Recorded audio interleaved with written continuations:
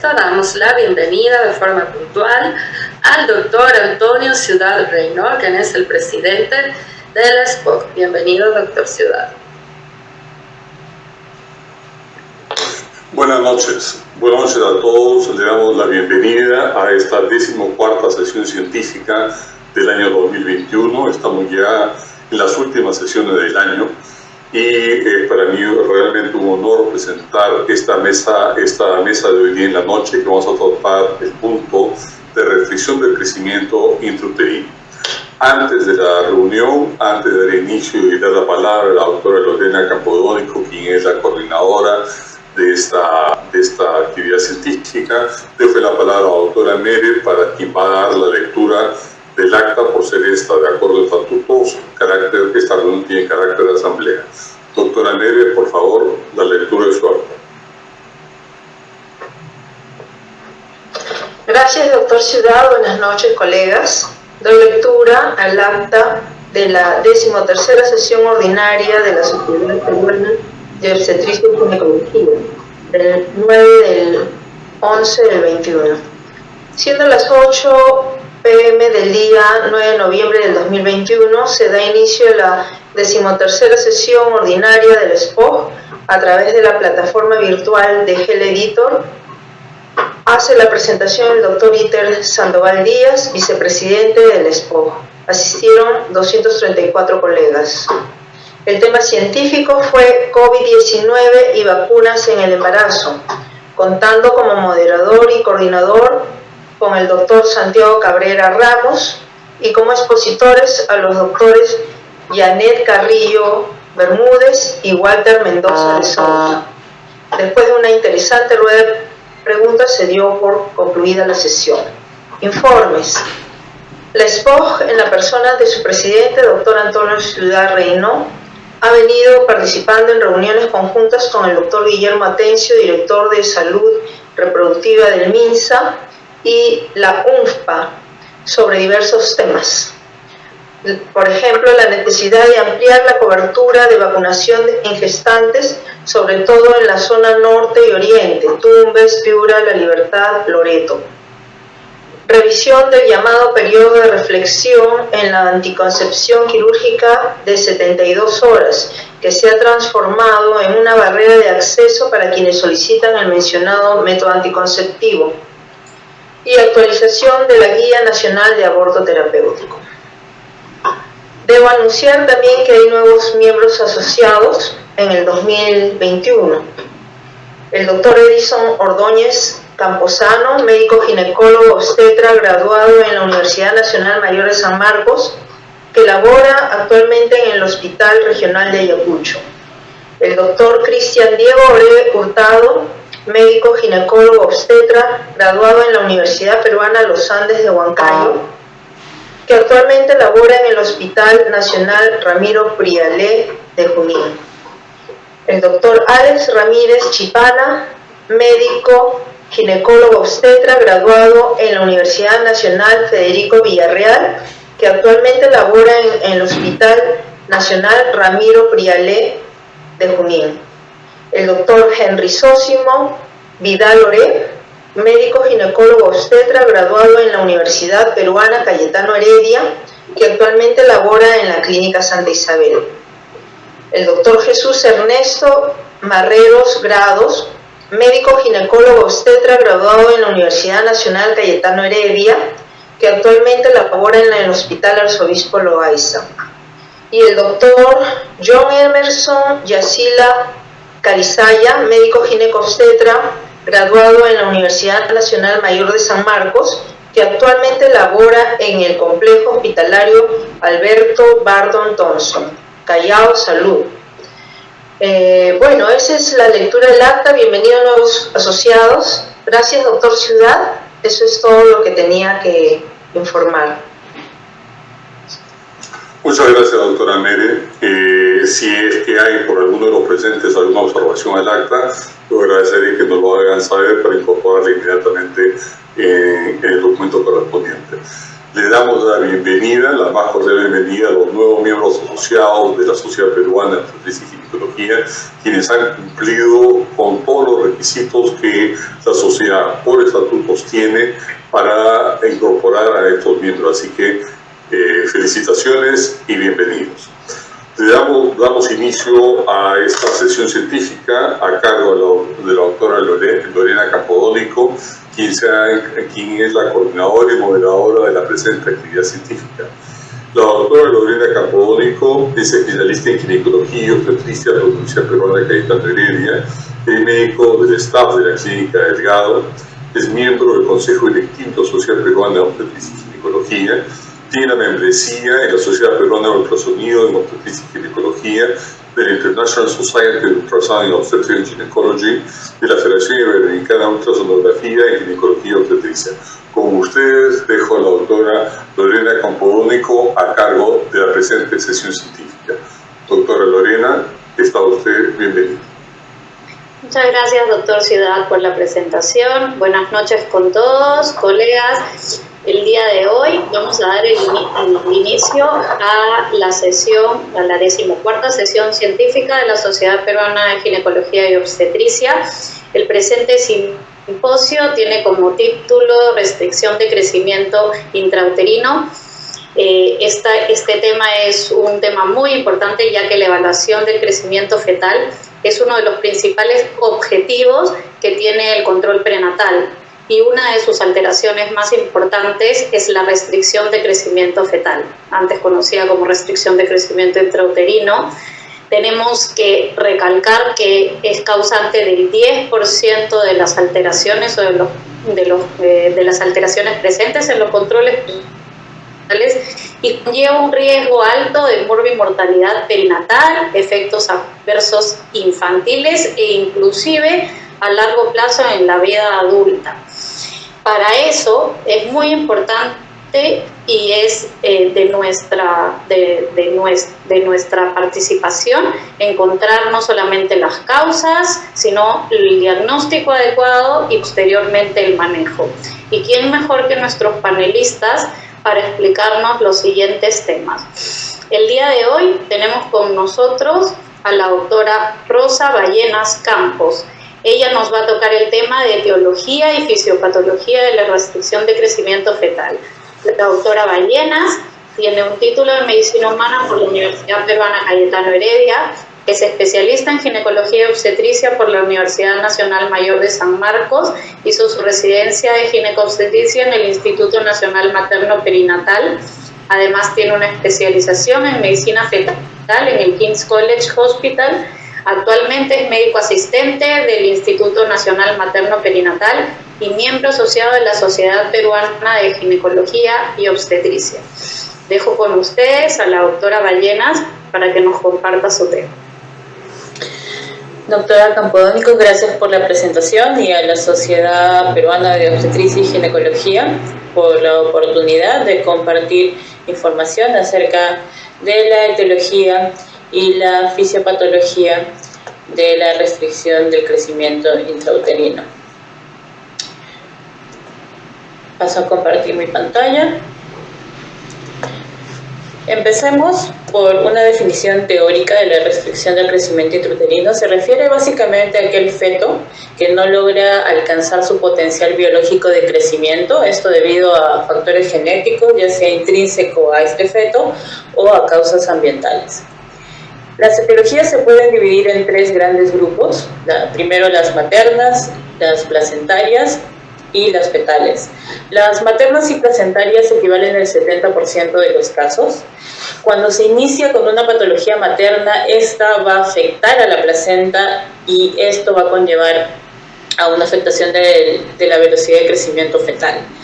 Es decir, la placenta va a ser en la mayor parte de los casos el origen, ya sea directo o indirecto, de un RCI. Es por eso que es importante y clave empezar esta presentación con un repaso del desarrollo placentario normal. En condiciones normales, las células trofoblásticas progenitoras se van a diferenciar en 2 tipos celulares: el sincitio trofoblasto, que básicamente va a formar la capa externa de la vellosidad corial, y el citotrofoblasto extravelloso, EBT por sus siglas en inglés. Estas van a ser cruciales en un desarrollo placentario adecuado. ¿Y por qué? Al mismo tiempo, estas células EBT se van a diferenciar en dos tipos, el tipo invasiva y el proliferativo. En el tipo invasivo van a penetrar el miometrio y la decidua, es decir, el nivel intersticial, y también van a incorporarse a las arterias espirales. Esta incorporación del trofoblasto a las arterias espirales va a permitir que estas células reemplacen a la musculatura lisa de las arterias, básicamente permitiendo una vasodilatación del vaso, que va a conllevar esta formación de lagunas de sangre materna que van a estar en contacto con la vellosidad corial, y es a ese nivel en donde el intercambio gaseoso y de nutrientes se va a producir. Este proceso va a estar condicionado por 5 factores principalmente. Uno, que hay una invasión trofoblástica adecuada no solamente a nivel de la arteria espiral, sino también a nivel intersticial, que hay una síntesis de buenos niveles de dióxido nítrico que también van a conllevar a una vasodilatación, que a nivel del trofoblasto haya una expresión de moléculas de adhesión, y a nivel de la célula espiral haya la expresión de las lectinas, que va a permitir una conexión y un anclaje adecuado. Y lo que es importante es de que, aunque haya apoptosis trofoblástica que va a estar presente de forma fisiológica, esta sea mínima, porque se ha visto que a mayor sea la apoptosis de estas células, mayor va a ser la insuficiencia. Si alguna de estas condiciones es afectada, la invasión trofoblástica va a ser superficial, lo que va a conllevar que el remodelamiento de la arteria espiral sea deficiente. Esta arteria va a conservar las propiedades contráctiles previas al embarazo y va a provocar un fenómeno de hipoperfusión y reperfusión que va a dañar la arquitectura de las vellosidades. Ahora, esta disminución del aporte lo que va a generar primero es una mayor cantidad de glucosa disponible y una menor cantidad de insulina en el feto, una menor producción de glucógeno, y como va a haber menor glucógeno que se deposita en el hígado va a empezar a ser de menor tamaño. Es por eso que una de las primeras manifestaciones de un retardo, una restricción del crecimiento intrauterino, es una disminución de la circunferencia abdominal por debajo del percentil 10. De forma adicional, el feto va a estar sometido a una hipoxia crónica, lo que va a conllevar a que priorice el aporte de oxígeno y nutrientes a cerebro, corazón, glándulas suprarrenales indispensables para su supervivencia, acelere la madurez pulmonar y va a producir también una policitemia reactiva por este déficit de oxígeno. Va a disminuir el suministro a tejido adiposo, masa muscular y estructuras óseas, lo que va a conllevar en una disminución en la velocidad de crecimiento. Ahora, volviendo al tema de cuáles pueden ser las causas o las condiciones que puedan provocar esta restricción de crecimiento, empezando por las maternas, tenemos una lista de patologías, ¿no? Está la patología hipertensiva, que es la más conocida, los trastornos autoinmunes, ciertas condiciones o hábitos del estilo de vida, específicos medicamentos, la desnutrición, sobre todo en su forma severa, y algunos tóxicos ambientales. Enfocándonos por un momento en la etiología materna del tipo hipertensivo, sabemos que básicamente el fallo va a empezar en la conversión de las arterias uteroplacentarias, pero no solamente va a ocurrir esto, también va a haber una predisposición a un estado de hipercoagulabilidad y una trombosis placentaria, especialmente a nivel de la microvasculatura. Esta insuficiencia placentaria va a traer como una de las consecuencias el RCIU, pero también un aumento en la presión arterial materna. Es decir, la presión arterial, el aumento de la presión arterial en la preeclampsia, aunque es básico factor para su diagnóstico, no va a ser la causa, sino más va a ser un síntoma más de un problema de insuficiencia placentaria. Es por eso que una terapia antihipertensiva no va a mejorar el RCIU, no va a curar la preeclampsia, y más bien algunos medicamentos antihipertensivos se han visto contraproducentes en estas condiciones. Avanzando en la etiología materna, también tenemos la del tipo autoinmune. No cualquier enfermedad autoinmune va a traer consigo un RCU. Básicamente van a ser aquellas condiciones en las cuales va a haber un compromiso vascular, como por ejemplo en un síndrome nefrótico, o aquellas en las cuales hay presencia de anticuerpos antifosfolipídicos, como el anticuerpo anticardiolipina o el coagulante lúpico. Ahora, ¿por qué? Porque estas dos condiciones van a tener un estrado protrombótico en todo el organismo, incluida la placenta. También va a haber una transferencia pasiva de estos anticuerpos a la circulación fetal, lo cual va a afectar no solamente el crecimiento del feto per se, sino también todo su desarrollo del organismo. Y entre las dos, el compromiso vascular y la presencia de los anticuerpos antifosfolipídicos, la que más se ha visto perjudicial va a ser la segunda. Anticuerpos antifosfolipídicos positivos se han visto que traen un riesgo relativo de RCU de hasta 6. Y el más claro ejemplo de esto es de que en pacientes lúpicas que tienen estos anticuerpos va a haber un aumento de casi 3 en las muertes fetales, a diferencia de aquellas pacientes con lupus que no los tienen.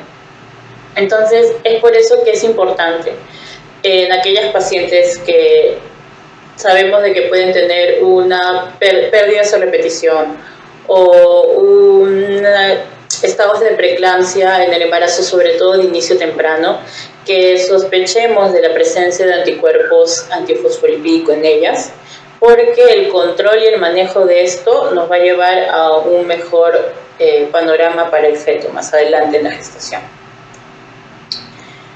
Con respecto al estilo de vida de la madre, hay dos condiciones específicas que pueden ser perjudiciales. Se han visto perjudiciales, una de ellas es el tabaquismo. ¿Con qué mecanismo va a producir que el tabaquismo produzca RCU? Básicamente va a haber la producción de monóxido de carbono, lo que se va a adherir a las células, al grupo M de los eritrocitos, y esto va a interferir en la oxigenación fetal. Y asimismo, la nicotina va a tener un efecto vasoactivo. El monóxido de carbono no solamente va a ser perjudicial para aquella paciente que fuma, sino también aquella paciente fumadora pasiva, porque se va a encontrar en el humo y en el medio ambiente alrededor de ella. Con respecto al tabaquismo, es crucial saber de que va a ser dosis dependiente, es decir, a más fume la paciente y por más tiempo fume, entonces va a ser el perjuicio al feto va a ser aún mayor. Se ha visto de que si la paciente deja de fumar en el primer trimestre, la disminución del peso al nacer va a ser solo del 1.5%. En cambio, si la paciente permanece fumando a lo largo de todo su embarazo, entonces el peso al nacer esperado va a ser de menos del 6% del promedio para la edad gestacional. Otro hábito nocivo para el embarazo va a ser el alcohol. Se ha visto que el abuso materno de alcohol conduce al trastorno del espectro alcohólico fetal, el RCU incluido en este, porque el etanol facilita la apoptosis de los tejidos embrionarios, células trofoblásticas incluidas, básicamente secundario o moderado por un aumento en el calcio intracelular y un aumento en la señalización del calcio tanto intra como celularmente. Es por eso que se plantea como una terapia alternativa en estas pacientes el uso de nifedipina, un bloqueador del canal de calcio, pero todavía esta terapia está en estudio. Ahora es crucial saber de que no es prudente recomendar un umbral seguro de consumo de alcohol durante el embarazo, porque a diferencia del tabaco, en el cual el efecto es dosis dependiente, en el alcohol es totalmente idiosincrático. Se ha visto que pacientes que fuman no más de una bebida alcohólica al día van a tener ya mayor riesgo de desarrollar RCU y también menores puntuaciones de APGAR para sus recién nacidos. Con respecto a los medicamentos antineoplásicos se han visto de que inducen la apoptosis, por ende su factor de riesgo para producir una disminución en el peso fetal. Los anticonvulsivantes como la fenitoína y los bloqueadores beta-adrenérgicos como el atenolol también se han visto asociados a una restricción de crecimiento, sus mecanismos no están bien definidos. Y los esteroides, aunque obviamente tienen un rol importante en la modulación pulmonar, se ha visto que los ciclos repetidos de estos no van a traer mayor beneficio y lo que van a condicionar van a ser riesgos perinatales. Ahora, me pareció también importante traer a colación que el uso de captopril no se recomienda durante la gestación, no porque produzca RSU, sino porque se ha visto que condiciona un oligohidramnios. Felizmente este oligohidramnios va a ser reversible una vez que se suspenda el medicamento. Básicamente lo que va a producir es una disminución en la tasa de filtración glomerular fetal. Lo menciono porque se puede considerar por ser un medicamento antihipertensivo, pero ya sabemos de que estos en la mayoría de casos no ayudan para el RSU y pueden ser perjudiciales. La desnutrición. La desnutrición normalmente impacta el crecimiento fetal, sobre todo en sus formas más severas. Se ha visto que una paciente que entra al embarazo con un índice de masa corporal por debajo de 18 y que no tiene un aporte calórico adecuado, así como una paciente que ingresa con un índice de masa corporal por debajo de 16, aunque su aporte calórico sea normal para la gestación, va a tener más riesgo de desarrollar una restricción del crecimiento intrauterino fetal. Este efecto puede ser aún intergeneracional, y a lo que me refiero es de que normalmente, aún otras patologías que producen RSU, sin una patología que produzca RSU, el hijo va a pesar más que la madre y el segundo hijo suele pesar más que el primero. Pero en un RSU, y específicamente aquel que está asociado a una desnutrición materna severa, esta normalmente escalera generacional se va a ver perdida. Y no solamente va a haber un impacto de esa forma en el embarazo actual, sino también en los venideros. Con respecto a las causas ambientales, no podemos hacer ensayos clínicos exponiendo a una gestante a un tóxico, a un probable tóxico, pero lo que sí se ha visto y lo que sí se ha hecho es hacer seguimiento a aquellas gestantes que por básicamente circunstancias desafortunadas han dejado expuestos a ambientes no aptos. Lo que se hizo después de la catástrofe de destrucción de las Torres Gemelas en el atentado del 11 de septiembre es que se hizo un seguimiento a 182 madres gestantes que permanecieron en el área por lo menos un mes después del evento a un radio de 1 milla o menor a este. Y se vio y se demostró un aumento de 2 veces en la cantidad de bebés pequeños para la edad gestacional al nacer. El polvo del World Trade Center, de la destrucción de traía cemento pulverizado, fibras de vidrio, asbesto, plomo, hidrocarburos, bifenilos, furanos y dioxinas. Ahora, este tipo de toxinas, específicamente hidrocarburos y bifenilos, no solamente se van a encontrar después de una destrucción de un edificio de estas dimensiones, sino también en nuestro día a día. En la emisión de humo de los automóviles, los hidrocarburos y los bifenilos van a estar presentes. Cuando hay quema de carbón, de cartones o de madera, también se van a producir furanos y dioxinas. Es decir, si es que las pacientes gestantes van a estar expuestas de forma prolongada a ambientes en los cuales van a haber altas concentraciones de estas emisiones, también va a haber una mayor probabilidad de que desarrollen un pequeño paredad gestacional. Entonces, avanzando a la etiología placentaria propiamente, hay ciertas condiciones que solo afectan la placenta que también pueden considerarse un factor de riesgo. Los infartos placentarios, una incisión velamentosa de cordón, los tumores placentarios, todas ellas básicamente porque va a haber una disminución de la masa placentaria funcional o básicamente va a haber una disminución del aprovechamiento de la masa placentaria, van a traer consigo que la velocidad de crecimiento disminuya. La arteria umbilical única antes era considerada también un factor de riesgo. Actualmente ya se ha visto de que la prevalencia de RSU en fetos que tienen una arteria umbilical única como hallazgo aislado es exactamente igual a la prevalencia de RSU en la población general. Entonces ese es un factor de riesgo que ya se puede descartar de la lista. Avanzando a la etiología fetal, tenemos las aneuploidías o afectaciones genéticas, las malformaciones y las infecciones perinatales. Dentro de las aneuploidías sabemos de que justifican el 7% de los casos de RSU. estas condiciones, sobre todo se tiene que tener en cuenta cuando el RSIU aparece en etapas tempranas del embarazo, es decir, por poner un ejemplo, un feto de 20 semanas con RSIU severo por debajo del percentil 3, 1, entonces ya debemos estar considerando como una posibilidad de una neoploidía, especialmente cuando hay alguna malformación asociada. Ahora, el por qué una neoploidía va a generar RSIU va a variar de aneuploidía a neoploidía, ¿no? El 90% de los fetos con trisomía 18 lo van a presentar, solo el 30% de los fetos con trisomía 21 lo va a tener. En el caso específico de una trisomía 21, sabemos de que la población con síndrome de Down va a tener una menor talla y esto se va a ver expresado en la vida fetal con un fémur corto, huesos largos cortos en general. Pero no solo eso, sabemos de que la trisomía no va a estar solamente en el feto, también va a estar en la placenta. Y esto va a hacer de que sea una placenta insuficiente. En los estudios histopatológicos de las placentas provenientes de gestaciones con trisomías 21, se ha visto de que las vellosidades coriales van a ser hipovasculares.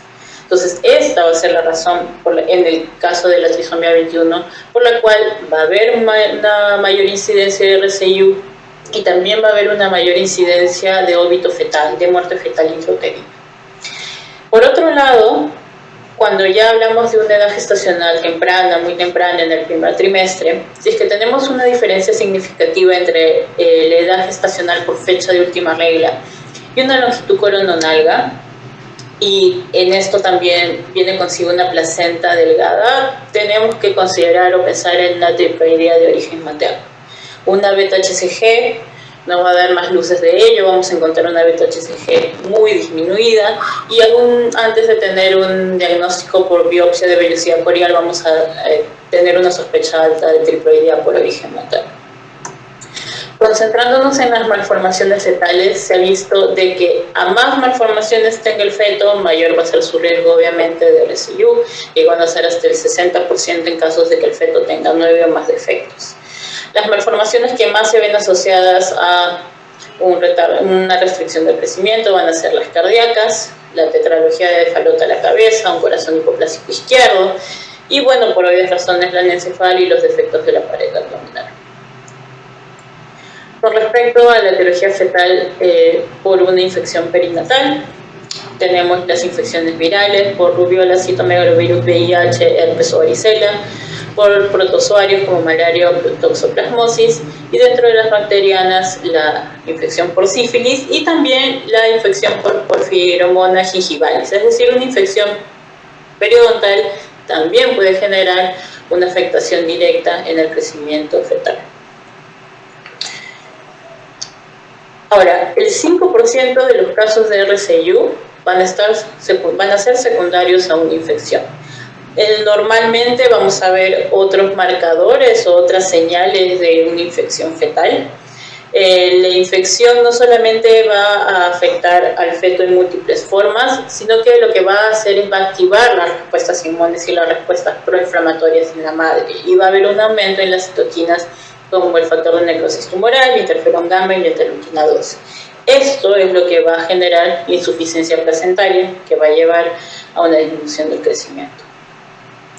Entonces, de todas estas causas, para poder hacer un resumen, tenemos que recordar que la mayoría de veces la placenta va a ser la afectada, ya sea por una causa materna o por una causa propia de la placenta.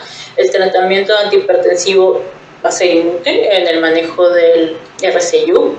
El tabaquismo y el RSIU tienen una asociación dosis dependiente, a diferencia del alcohol, en el cual simplemente no hay ningún margen de seguridad. La arteria umbilical única ya puede ser retirada de la lista de factores de riesgo para esta condición. Y el 30% de los casos de esta patología van a tener un origen fetal, y tenemos que sospechar específicamente o en mayor medida cuando esta aparece en etapas tempranas del embarazo y especialmente cuando hay alguna otra malformación. Muchas gracias por su atención.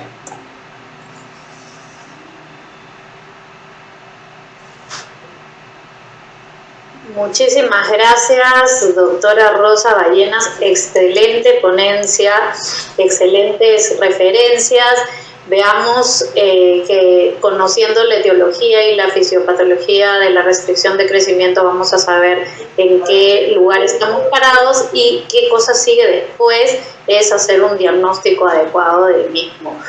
¿Cuándo sospechar y cómo diagnosticar restricción de crecimiento intrauterino? Es nuestro siguiente tema. El doctor Rommel Lacunza Paredes estará a cargo del presente. El doctor Lacunza es especialista en ginecología y obstetricia por la Universidad Nacional Mayor de San Marcos. Es especialista en medicina fetal de la Fetal Medicine Foundation de Latinoamérica.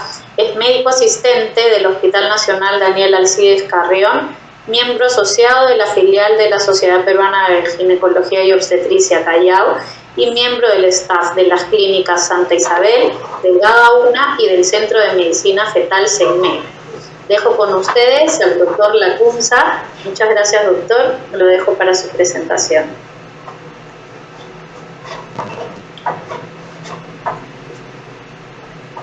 Muy bien, muchas gracias a la doctora Campodónico. También agradecer a la sociedad por la invitación. Voy a proceder a compartir mi pantalla.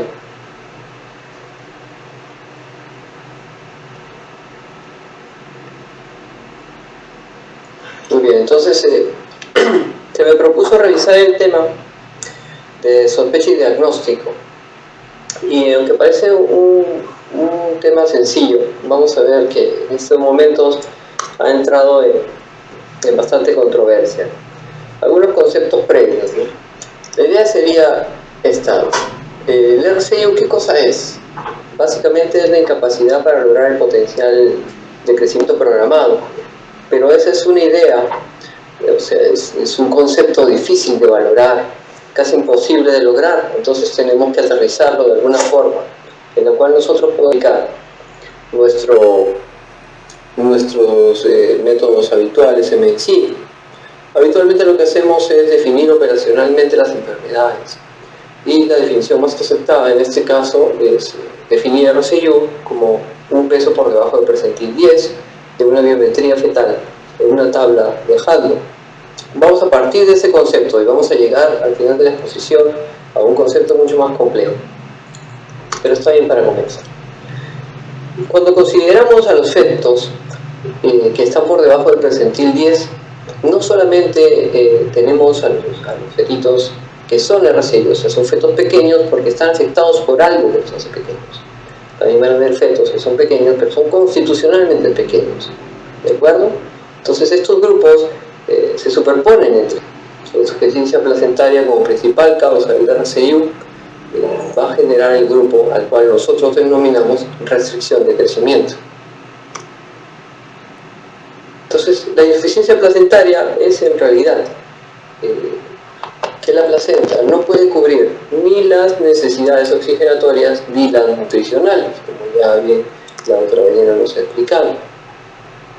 Entonces, nuestra definición operacional de RCIU actualmente se basa en biomarcadores. Un biomarcador es el peso. La aproximación que nosotros logramos al peso fetal es un biomarcador, y a esto le podemos sumar algún parámetro adicional alterado. ¿Y cuál es la intención de este concepto, de operacionalizar este concepto? La intención es lograr la predicción de un resultado perinatal adverso. Entonces vamos viendo que el concepto de restricción se va complicando, porque lo que nosotros hacemos al buscar a los bebés pequeños es buscar a los bebés que van a terminar con un resultado perinatal adverso, o sea, que van a ser muerte fetal, van a ser muerte neonatal, o van a tener alguna morbilidad neonatal que más adelante vamos a explicar un poco. Entonces nuestro objetivo es localizar este grupo, y a este grupo denominarle restricción de crecimiento. Los dos conceptos que van apareciendo entonces: pues un feto pequeño para la edad gestacional es aquel que está por debajo del percentil 10, pero es estructuralmente normal, y a las pruebas que habitualmente hacemos, que es el Doppler, la más usada, también es normal. En cambio, un feto al que vamos a llamar restricción de crecimiento va a ser un feto por debajo del percentil 10 o por debajo del percentil 3, que es estructuralmente normal. Ya vamos separando todas las causas de malformaciones. Un feto que tiene una curva de ganancia poderal en declive, que pueden tener un Doppler alterado, perfil biofísico alterado, monitoreos o marcadores biológicos como son los factores angiogénicos. ¿De acuerdo? Entonces vemos que el concepto de restricción se va haciendo más complejo. Si solamente consideramos la causa más frecuente de restricción de crecimiento, que es la placentaria, entonces nos enfrentamos al problema de que en determinado momento existe una hipoperfusión placentaria. Y esto finalmente va a desencadenar en una caída de la ganancia del peso fetal, que es lo que nosotros podemos diagnosticar, o lo que podemos evidenciar cuando hacemos nuestra ecografía. Entonces el ultrasonido lo que hace es evidenciarnos a un feto que está dejando de ganar peso. Pero el origen verdadero de este fenómeno es una hipoperfusión placentaria. Utilizamos el Doppler y también los factores angiogénicos como mecanismos, como marcadores que pueden ayudarnos a diferenciar o establecer si realmente este feto pequeño es por causa de hipoperfusión placentaria y poder así llamarlo restricción de crecimiento. Sospecha y búsqueda sistemática. La pregunta de los RCU va a ser: ¿a quién le buscamos restricción? ¿A todas las pacientes? ¿Tenemos que enfocarnos en alguna población en especial? ¿Qué es lo que dice la evidencia? Lo primero, lo clásico. ¿Qué valor tiene la altura uterina en la búsqueda?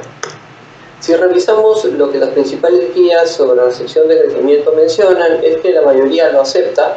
Dice que por debajo del percentil 10 para las tablas establecidas está bien, debería sospecharse.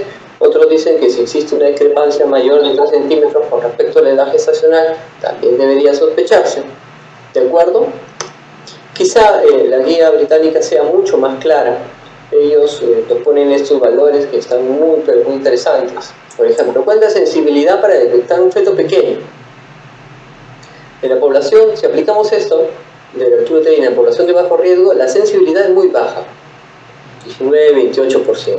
En una población mixta, o sea que también tiene población de alto riesgo, 32-44%. Y en población de alto riesgo, o sea seleccionada, con factores de riesgo conocidos, como ha sido bien revisado por la doctora Ballena, como máximo llegamos al 53%. Entonces, la altura uterina, ¿es un buen método de screening? Realmente no, porque su sensibilidad es muy pobre. Si utilizamos como un método de screening o un método de sospecha los factores de riesgo para la restricción, ¿qué es lo que podemos encontrar? Quizá la guía que mejor establece o mejor organiza esto sea la guía británica. Ellos nos muestran esta tabla con una evidencia muy sólida de cada factor. Pero quizá este es el resumen más fácil de entender. La idea es utilizar estos factores de riesgo en dos grupos, en factores menores y en factores mayores. Si tenemos factores menores, si tiene muchos factores, más de 3, entonces es una paciente que tiene riesgo para desarrollar. ¿Qué es lo que hay que hacerle? Hay que hacerle, según su esquema, a las 20 semanas, Doppler de arterias uterinas, aparte de su morfología y todo lo demás, y luego hacerle seguimientos para ver cómo va creciendo. En cambio, teniendo solamente un factor de riesgo, esa paciente debería ir a un seguimiento establecido y estrecho. A las 20 semanas su morfología, que también se hace una biometría, y luego hacer un Doppler entre 26 y 28 semanas, porque es una población que tiene riesgo solo basado en su historia, en los factores de riesgo mayores que involucran. ¿Okay? La búsqueda debe ser universal o selectiva por ultrasonido. ¿Qué es lo que nos dicen las guías en su mayoría? ¿Debemos hacer screening en el tercer trimestre en la población de alto riesgo? Ninguna guía de las que aquí se presentan, Reino Unido, Nueva Zelanda, Canadá, Estados Unidos, Irlanda, Francia sí lo recomienda, el resto no la recomienda. ¿Sí? ¿Cuál debería ser el criterio para hacer seguimiento? Por ejemplo, Estados Unidos solamente plantea si existe la posibilidad, porque ha tenido antes un bebé pequeño para edad gestacional, o tiene algunos otros factores además, o le encontramos una altura uterina disminuida. Eso es lo que nos plantean las guías americanas. La guía británica nos plantea que tenga un factor de riesgo mayor, que nos parezca que su altura uterina no está progresando, ¿de acuerdo? O que el Doppler de las arterias uterinas sea normal. Y también, por supuesto, que el esquema y hacerle una biometría entre 26 y 28 semanas, nos salga que está sospechoso. Cuando deberíamos nosotros plantear el seguimiento, o sea, cada cuánto tiempo. Ahí también varían mucho las guías. Por ejemplo, la británica nos plantea cada 3 semanas y los americanos de 3 a 4 semanas. Entonces ya vamos dándonos cuenta que no existe un consenso en algo que debería ya estar consensuado, cómo deberíamos seguir o buscar a un RCI. Este estudio, publicado en 2015, el estudio POP, lo que hizo fue hacer un screening universal versus un screening selectivo para buscar en población general el rendimiento de la búsqueda por ultrasonido de los RCI. Y lo que demostró fue que si aplicamos una búsqueda selectiva basada en factores de riesgo y antecedentes, la sensibilidad es muy pobre, pero si lo aplicamos de forma universal en población de bajo riesgo, la sensibilidad al menos se duplica. ¿De acuerdo? Entonces va demostrando que sí tiene mayores efectos. ¿Qué otra cosa interesante nos demostró el estudio POP? Que cuando nosotros valoramos al RCI, solemos pensar solamente en la biometría, o sea, en el ponderado, en el resultado final de las medidas del feto. Sin embargo, lo que se vio aquí es que cuando nosotros consideramos a la circunferencia abdominal, vemos que la predicción en el resultado perinatal es muchísimo mejor. Al principio comentamos que la idea de buscar un bebé pequeño era intentar predecir a quién le iba a ir peor, quién tenía mayor morbilidad. Aquí nos vamos dando cuenta que la circunferencia abdominal aporta bastante. Por ejemplo, en los bebitos que tuvieron un resultado perinatal adverso severo, el riesgo fue muchísimo más alto si es que estos bebitos, además de ser pequeños, tenían la pancita pequeña. O sea, la circunferencia abdominal tenía una pobre progresión a lo largo de la gestación. ¿De acuerdo? Entonces vamos dándonos cuenta que la circunferencia abdominal aparece como un factor importante. Un estudio interesante también para ver si es que debemos o no debemos hacer ecografía para búsqueda de screening de RCU es el estudio ROAD.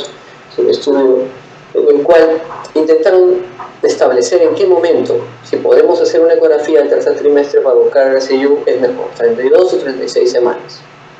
Y ellos se dieron cuenta de que es mejor aplicarlo a las 36 semanas, en la población que ellos seleccionaron. ¿De acuerdo? Población en la cual podríamos considerarla de bajo riesgo, ¿sí? por los factores o criterios que tuvieron para seleccionar. Entonces podemos entrar ya a la definición, que debería ser sencilla, pero vamos a revisar aquí la controversia y por qué aún no existe un consenso. ¿Cuál es el estado actual de las guías? El estado actual de las guías es este. Si ustedes ven, casi todos están de acuerdo en que un feto pequeño para edad gestacional es menor al percentil. Pero ¿qué cosa es un RCU? Para hacer RCU, por ejemplo, los americanos consideran por debajo del percentil 10, nada más. Los británicos consideran por debajo del percentil 10 o una circunferencia abdominal por debajo del percentil. Podemos definirlo como severo si es que el percentil está por debajo de 3. ¿De acuerdo? Ahora, ahí vemos las fechas en las cuales fueron actualizadas estas guías también. Bueno, entonces no existe un consenso y no está muy claro. Si hemos hablado ahora de que un feto con restricción de crecimiento es un feto pequeño, sí, pero no todos los pequeños, no todos los por debajo del percentil 10 son RCU. Entonces, ¿por qué las guías no nos reflejan esta realidad?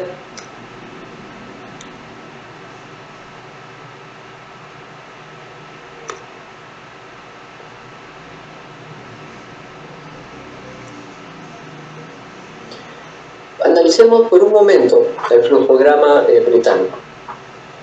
Vamos a ver que todo comienza cuando hacemos una biometría y obtenemos o una circunferencia o un peso, un ponderado fetal, por debajo del percentil 10. Una vez que eso sucede, se debe realizar el siguiente flujograma, va a Doppler. el Doppler nos permite diferenciar dos grupos, Doppler normal y Doppler alterado. Los que tienen Doppler normal deben ser seguidos cada 2 semanas, ¿sí? Hasta las 37 semanas. Si son siempre Doppler normal, entonces no hay problema, son considerados como fetos pequeños. Y si tienen alteraciones en el Doppler, que pueden ser arteria umbilical, cerebral media, las que mencionan ahí, ustedes se van a dar cuenta que pasan un esquema en el cual ya se interviene sobre el paciente. Entonces esa intervención hace que ese feto ya sea considerado una restricción. Vamos a ver entonces que aquí lo que se está quedando claro es que el Doppler nos está ayudando a diferenciar quién es pequeño y quién es una restricción verdadera. En este flujograma de la guía irlandesa vemos la misma realidad. ¿Sí? Primero se diferencia si es pequeño, menor percentil 10. Luego le aplicamos el Doppler nos permite diferenciar a quien solamente vamos a observar, porque probablemente sea un pequeño constitucional, y aquellos en los cuales vamos a intervenir porque sí existe alguna alteración. Y el Doppler nos sirve como la herramienta. Si revisamos la guía de Barcelona, que es un grupo pues, que tiene muchísima influencia, ha publicado mucho en los últimos años, su guía, que fue publicada, actualizada en el 2019, ellos consideran que un feto pequeño es aquel que está por debajo del percentil 10, pero para ser considerado RCIU debe tener alguna alteración, o debe ser un ponderado por debajo del 3, o tener un Doppler alterado, sea cerebral media, ellos consideran uterina, umbilical, ¿de acuerdo? Y lo clasifican. No vamos a hablar de clasificación, eso no nos compete para esta ponencia, pero sí dense cuenta que el Doppler es el que diferencia a un feto pequeño de un feto RCIU. Entonces, al existir esta controversia, se planteó intentar hacer un consenso, ¿no? Este consenso fue el consenso Delphi. El consenso Delphi fue un consenso de expertos y fue una votación. Se planteaban algunas preguntas y de acuerdo a los resultados de cuántos estaban a favor, cuántos en contra, se aceptaba o no se aceptaba algunas definiciones, ¿no? Entonces, por ejemplo, todos decían, para ser considerado un RCIU tiene que tener, no tiene que tener malformaciones ni tener alguna enfermedad cromosómica. La mayoría estuvo de acuerdo, perfecto. Entonces, eso pasaba como un criterio. Así fue como se construyó el Delphi. Por eso es un concepto de expertos. Muy bien, entonces ahí por ejemplo ustedes arriba a la derecha pueden ver los parámetros que fueron seleccionados y el grado de consenso que hubo. 84%, por ejemplo, para circunferencia abdominal menor a percentil 3 estuvieron de acuerdo en que eso se incluye. Así se fue construyendo, de acuerdo a la cantidad de expertos que estuvieron de acuerdo. Y ellos nos proponen esta definición. Es el intento de mayor consenso que existe. Vamos a repasarlo. Primero se divide en RCIU precoz y en RCIU tardío. Y escogen la semana 32. Ustedes revisen la literatura y van a ver que no hay mucho, hay bastantes que proponen 34, pero ellos escogen 32. ¿Qué es un RCIU precoz? Entonces, es aquel que tiene un ponderado o una circunferencia abdominal por debajo del percentil 3 o tiene una arteria umbilical reversa. ¿De acuerdo? Entonces vamos a ver aquí que el ponderado y la circunferencia ya están al mismo nivel para diagnosticar restricción de crecimiento. Si no tenemos ninguna de esas dos, podemos entonces tener un ponderado o una circunferencia abdominal por debajo del percentil 10, pero debemos sumarle algo más, que puede ser un IP de una arteria uterina mayor al percentil 95 o un IP de la arteria umbilical mayor al percentil 95, o sea, Doppler. ¿Sí? O sea, aquí para definir el RCIU necesitamos Doppler o un feto pequeño, y habitualmente la mezcla de ambos. Un RCIU tardío de igual manera. un ponderado o una circunferencia menor al percentil 3, ¿sí? Pero también podemos tener un ponderado o una circunferencia menor al percentil 10 y sumarle algún factor, por ejemplo, una velocidad de crecimiento que no progrese. Concepto difícil, difícil de explicar y también difícil de entender en la literatura. Pero la definición que ellos nos proponen es que exista una caída de más de 50 percentiles en el ponderado o en la circunferencia abdominal. Por ejemplo, el bebito comenzó, ahí hay un ejemplo chiquito, comenzó en el percentil 80 y cuando nosotros lo vemos está en el 28, entonces han caído más de 50 percentiles. Entonces podemos considerar que su velocidad de crecimiento no es buena, o sea, está en decreción, ¿de acuerdo? Sin estar por debajo del percentil 10, eso es lo importante. También el Doppler no pierde vigencia, vuelve a aparecer un índice cerebroplacentario menor al percentil 5 o un arte umbilical mayor al percentil 95. Entonces vamos a ver aquí que los tres pilares que conforman el concepto de RCIU son biometrías disminuidas, menor al 10 o menor al 3, Doppler alterado y una velocidad de crecimiento en decreción. Si consideramos la guía de ISO como una de las instituciones, como una de las instituciones internacionales más influyentes en lo que es ultrasonido, hay que revisar algunos conceptos. Por ejemplo, ISO recomienda que debemos utilizar los términos pequeño paralaje gestacional y también el término de restricción de crecimiento, que está bien utilizar la semana 32 como un punto de corte para diferenciar temprano o tardío de la restricción. Debemos abandonar la terminología de simétrico y asimétrico, ¿sí? Nuestra biometría debería estar sustentada en tablas basadas en población, en nuestra población, lo cual para nosotros es un poco difícil. Está bien, pero de todas maneras es lo que se recomienda. La caída de la ganancia de peso, más de 50 percentiles, como ya le mencioné, debería ser considerada como un criterio a favor de restricción de crecimiento, ¿de acuerdo? Y el diagnóstico de restricción de crecimiento debería basarse en el consenso y en los criterios propuestos por Delphi. Así nace la guía en el año 2020, la guía para la práctica clínica de ISO sobre el diagnóstico y manejo de la restricción de crecimiento. Solamente lo más importante de la guía, el tamaño para ser considerado una restricción de crecimiento debe ser por debajo del percentil 3, es restricción de crecimiento, tenga o no tenga Doppler alterado. Para considerar la caída de la ganancia ponderal, ya saben, más de 50 percentiles, el Doppler es la herramienta más importante para distinguir a una restricción de crecimiento de un feto pequeño para edad gestacional.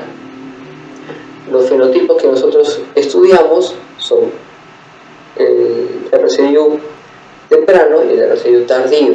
Como son fenotipos distintos que tienen un origen fisiopatológico un poquito diferente, expresan alteraciones Doppler diferentes y tienen evoluciones distintas. Ella seguro lo va a comentar el doctor Iván en un momento, ¿de acuerdo? Y nuevamente ISO recomienda que los criterios para definir el RCIU deben ser los propuestos por Delphi. ¿Qué pasó en el octubre de 2020? La Sociedad de Medicina Materno-Fetal de Norteamérica publica su actualización de la guía para el diagnóstico y manejo de la restricción de crecimiento. Y ellos proponen esta recomendación.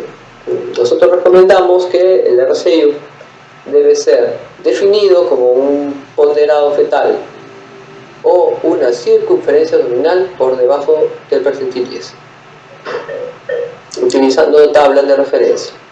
Aldo, que es la que todos usan, así que no hay ningún problema. ¿Y el Doppler? ¿Y la caída de la ganancia ponderal? No, ellos dicen que para ellos eso es la mejor definición de restricción de crecimiento intrauterino. ¿Okay? Entonces ellos nos proponen lo mismo: diagnóstico, menos de percentil 10, clasificación en 32, ahí sí estamos de acuerdo, y severo, si es que está por demás por percentil 3. Y esta es actualmente la controversia que existe. Hasta el momento en el que ISO fue construyendo su definición y sus guías de restricción del crecimiento, basados en el consenso de Delphi, pues ya nos íbamos ordenando, pero en este momento que apareció la Sociedad Americana y dijo: no, nosotros no estamos de acuerdo con eso, solamente queremos utilizar el percentil 10 con punto de corte. Entonces apareció una controversia y esto ha suscitado un sinfín de artículos a favor y en contra, y de argumentos también, quedarían para una charla entera. Pero quisiera yo terminar intentando compararlas, porque al final lo que nosotros vamos a hacer es tomar una posición, y esto va a ser institucional o hasta personal, si vamos a escoger una definición o la otra, ¿de acuerdo? Porque lo que nosotros vamos a elegir depende de lo que nosotros querramos obtener, el resultado que nosotros querramos obtener. Este artículo muy interesante compara el resultado de utilizar una definición versus la otra. Y si nosotros nos basamos en sensibilidad, vamos a ver que la definición de los americanos tiene más sensibilidad, pero tiene menor especificidad. ¿Por qué? Porque si yo considero que el percentil menor al 10 va a ser un RCIU, entonces el 10% de mi población va a ser RCIU. Eso debería suceder. ¿Sí? Entonces mi sensibilidad va a ser muchísimo más alta, pero también voy a tener muchísimo más pacientes a los cuales voy a someter al manejo o el seguimiento de un RCIU y muy probablemente a intervenciones innecesarias. Si mi idea inicial al intentar lograr una definición de restricción de crecimiento era predecir a quienes le iba a ir peor y sobre esos que tenían un mal resultado perinatal intervenir, entonces yo debería intentar ser lo más preciso, pero sin perder sensibilidad, o sea, sin que se me escapen demasiados bebés. ¿De acuerdo? Porque es una definición, y como es una definición, es un parámetro que nosotros estamos definiendo, es operacional. Va a tener su pro y su contra, dependiendo del punto de corte que nosotros elijamos. Por ejemplo, si ustedes ven aquí el resultado perinatal usando una u otra definición, van a ver que los fetitos, si usamos, bueno, ya los recién nacidos, el resultado perinatal de los recién nacidos, cuando usamos la definición de ISO, ellos muestran mayor incidencia, o sea, mayor riesgo de resultado perinatal adverso, o sea, la definición está cumpliendo su propósito. En cambio, cuando nosotros utilizamos únicamente el percentil 10, vemos que los intervalos de confianza y el resultado perinatal es muy confuso. ¿De acuerdo? Yo no quiero llevarlos a una u otra definición, creo que esa es una discusión muy compleja. Yo tengo mi propia opinión, después la podemos discutir si desean, pero más o menos espero que haya quedado claro la idea del concepto, ¿no? La idea del concepto es que necesitamos un bebé pequeño y que a ese bebé pequeño tenemos que sumarle alguna prueba adicional, y en este momento la mejor prueba, la más accesible, es el Doppler, y eso nos va a poder definir mejor a una población u a otra. Muchas gracias. Muchas gracias a usted, doctor Lacunza, por su excelente y brillante exposición, por habernos aclarado y algunos dejado con la duda qué hacer en estos casos y cómo diagnosticarlo. Vamos a invitarlo a que se quede para el final de la charla para las preguntas junto con la doctora Ballenas. Y porque ya que luego de esta exposición, cuando sabemos cómo sospechar y cómo diagnosticar RCIU, viene el siguiente paso, que es el que nos toca a nosotros, el manejo médico y el momento del parto, cómo prevenir. ¿Quién nos va a exponer sobre esto? El doctor Igor Huerta Sáenz. El doctor Igor Huerta es médico asistente del Departamento de Ginecología y Obstetricia del Hospital Nacional Edgardo Rebagliati Martins. Él es paz presidente de la Sociedad Peruana de Ultrasonidos y Ginecología. Es miembro titular de la Sociedad Peruana de Obstetricia y Ginecología. Es médico estable de la Unidad de Ecografía Ginecológica de la Clínica San Felipe y la Clínica Sana del Golfo del Perú. Ex becario de Medicina Fetal y Ecografía Ginecológica en la Fundación de Zeus de la Universidad Autónoma de Barcelona y director del Instituto de Medicina Fetal Avanzada en la filial de Perú. Sin más presentación, dejo con ustedes al doctor Huerta. Bienvenido, doctor Huerta, lo dejo para su presentación. Buenas noches, ¿me copian el audio? Correcto, doctor, lo escuchamos. Bienvenido.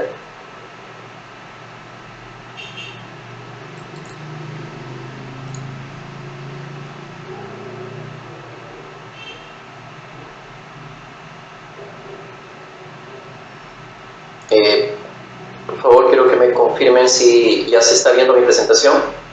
Sí, doctor, perfectamente. Únicamente presionemos ocultar. Perfecto. Bueno, buenas noches a todos. Agradecer a la... ¿Aló?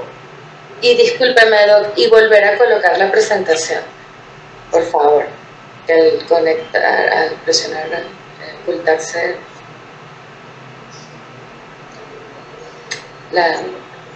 no, doc, y vamos perfecto. Vamos de vuelta, por favor. Perfecto, ahí estamos. Ocultar, presionamos primero. Ok. Y ahora sí vamos, por favor, a la presentación.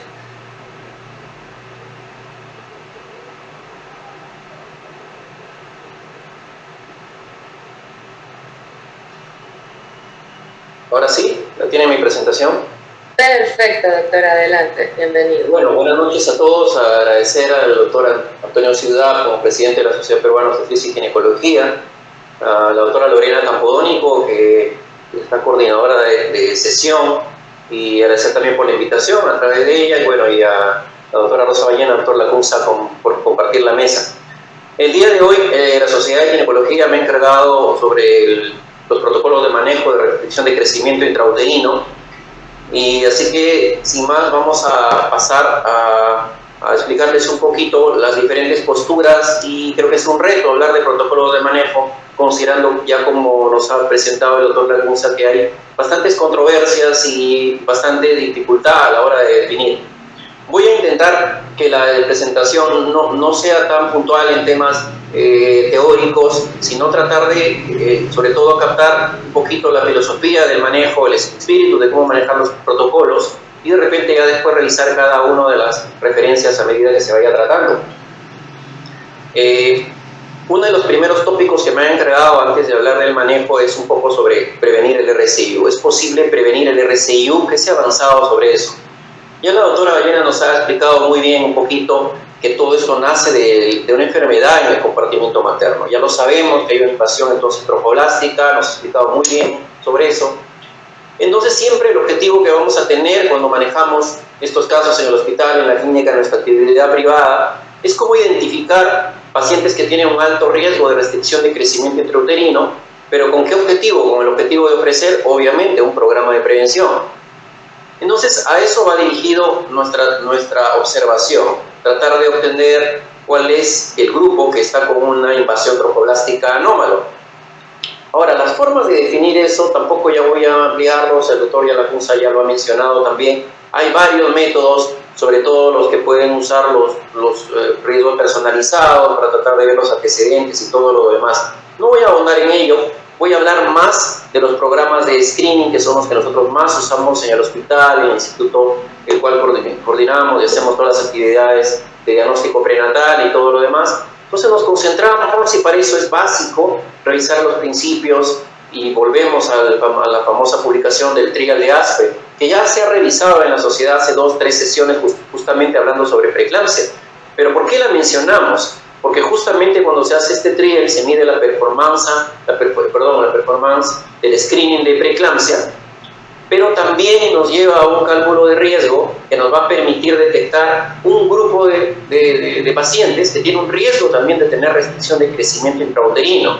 Entonces, muchos manejan el programa de la Fetal Medicine Foundation y cuando ven los informes y se hace el cálculo de riesgo, cuando uno tiene la autorización, está habilitado para poder hacer los cálculos de riesgo y tiene la licencia, recordarán los informes que se viene el resultado del cálculo del riesgo basal para trisomía 21, para trisomía 18, trisomía 13, y ahí es donde aparece el riesgo de preeclampsia antes de las 34 semanas, y ustedes ven todas esas fracciones que a veces ven en el informe, pero también viene el riesgo de restricción de crecimiento intrauterino antes de las 37 semanas.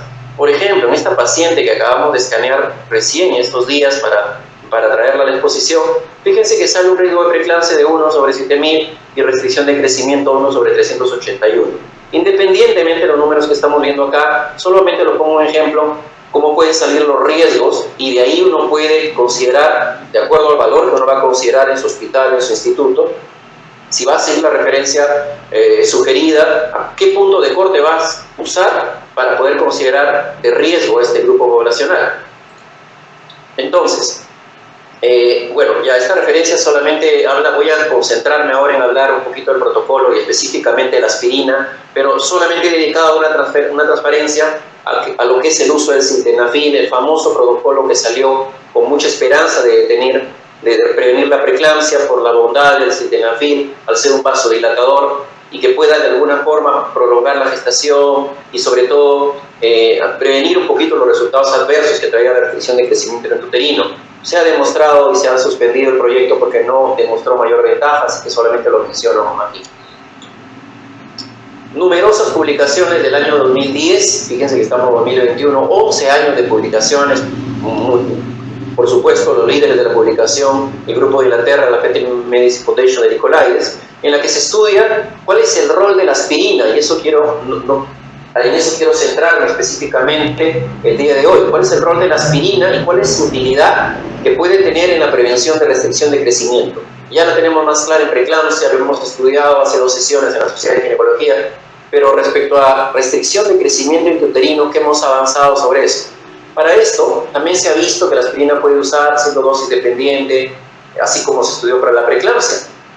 Pero cuando estudiamos el porcentaje de prevención, el impacto de la prevención, se ve obviamente como un resultado colateral. Si bien es cierto, el principal objetivo fue prevenir la preeclampsia, se demostró también que ha habido una disminución del ratio del RCIU, y acá se menciona un 50% de reducción específicamente en el riesgo de preeclampsia, del RCIU precoz, que es el que nos interesa. Hubo otra publicación que solo la menciono acá para los que desean revisarlo, y quiero darles el espíritu de la publicación. Cuando revisa acá el grupo de Nicolaides también, en la que habla que hay sobre predicción y prevención específicamente para el pequeño, para la gestacional. Cuidado con los términos, ya el doctor Rommel nos ha hablado que pequeño, RCIU, no siempre en todos los países son iguales, pero específicamente para los pequeños de edad gestacional, ¿qué dice la evidencia del SPRI y del ASPRE? Es que efectivamente la aspirina tuvo un impacto en la disminución de los pequeños para gestacional. Si consideramos globalmente debajo de las 37 semanas, tuvo un impacto de reducción de 40%. Y si vemos el impacto de menos de 32 semanas, que son los RCIU precoces, que son los que realmente nos dan dificultades en las clínicas, en los centros de diagnóstico y en los hospitales, tuvo impactos de un 70%. Entonces ya eso nos va llevando al correlato de que si podemos o no podemos hacer, y hay algo de evidencia para prevenir el RCIU. Acá hay 2 grupos.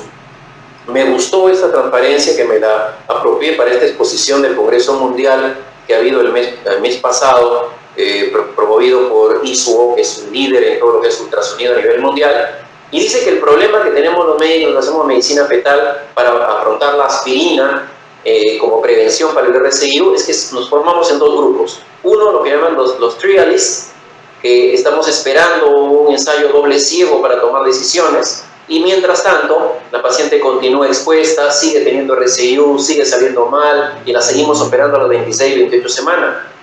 Y el grupo de los clínicos propiamente de Reinicia, en la que tratan de tomar la mejor evidencia posible, así no sea la perfecta, y se le incorpore en la práctica, porque tenemos que empezar a hacer algo, y a veces solamente leyendo artículos y basándonos en nuestra experiencia, en lo que leemos, probablemente vamos a poder aportar muy poco a la medicina fetal, con un gran impacto en los hospitales y en las clínicas. Después de las principales conferencias de manejo de RCIU y prevención de RCIU, se presento acá los resultados a nivel de una encuesta mundial al grupo del Congreso, y se les pregunta, basado un poquito en lo que se ha publicado hasta el momento, ¿qué haría usted? ¿Prescribiría o no aspirina a sus pacientes que salen con riesgo elevado de RCIU en un programa de screening que les presento acá el de la Fetal Medicine Foundation, obviamente? 68% contestaron que sí lo hacían y que definitivamente lo van a hacer lo que queda del 2021 y a partir del 2022. Un 21% consideró que no, y que no estaba seguro un 11%. Ese es el último resultado del Congreso Mundial. Entonces ya se ve que ya hay una tendencia a favor de entender que la aspirina también tiene un impacto en la prevención del pequeño paralelo gestacional. Solo dos correlatos para terminar con esta primera parte de mi exposición. El screening de primer trimestre ofrece un punto de corte. Esa es la gran ventaja. Si ustedes establecen un punto de corte que fue 1/100 en los tratados de Inglaterra, diversos grupos usan otros parámetros, nosotros particularmente estamos usando 1/150, y si usted identifica un grupo con riesgo, puede planificar un programa de prevención.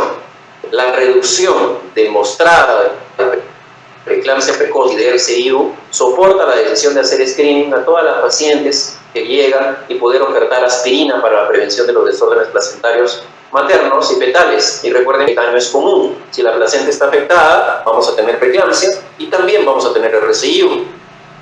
Conclusión 2. La enfermedad placentaria, que nos ha descrito muy bien en mucha de la fisiopatología la doctora Ballenas, a la larga va a motivar la preeclampsia, que es un enorme problema que tenemos en nuestro país, y la restricción de crecimiento intrauterino.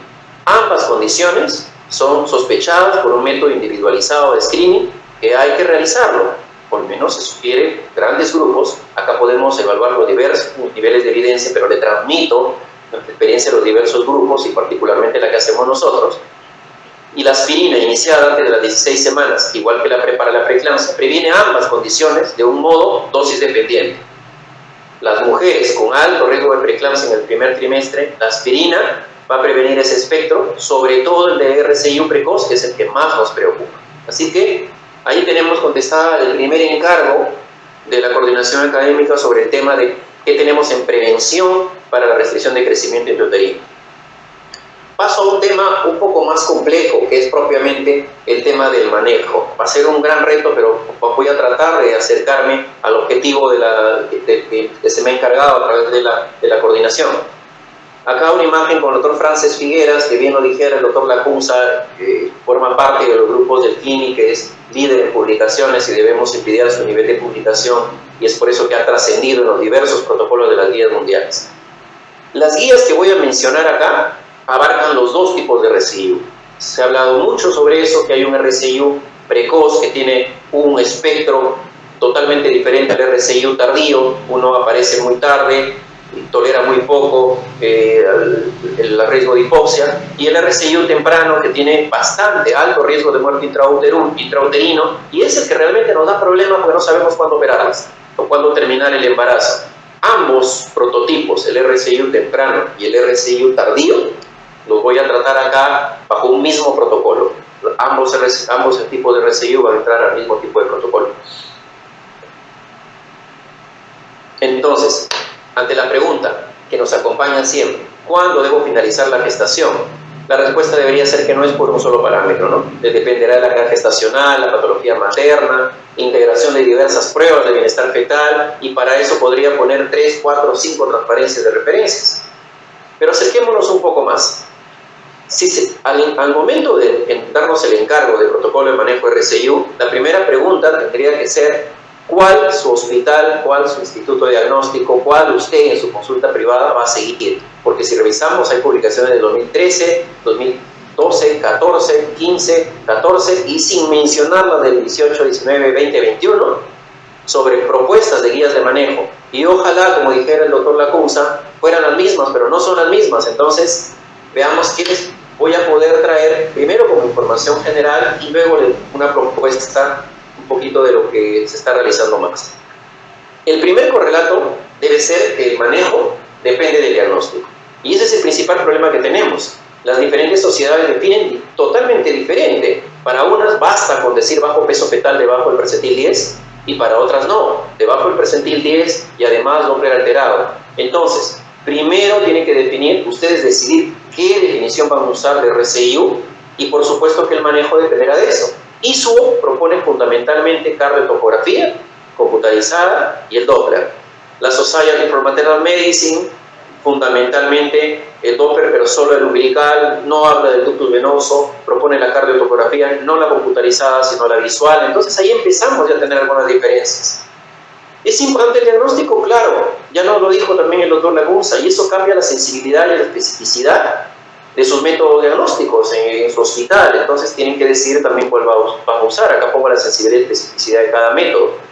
Fundamentalmente lo que deben hacer ustedes es en su hospital detectar dónde está el verdadero problema, en qué grupo de vuestra población se está dando la verdadera morbilidad y la mortalidad intrauterina o fetal. Si no la conocen, ese debería ser el primer paso para intentar llegar un poquito a los alcances de esta prueba.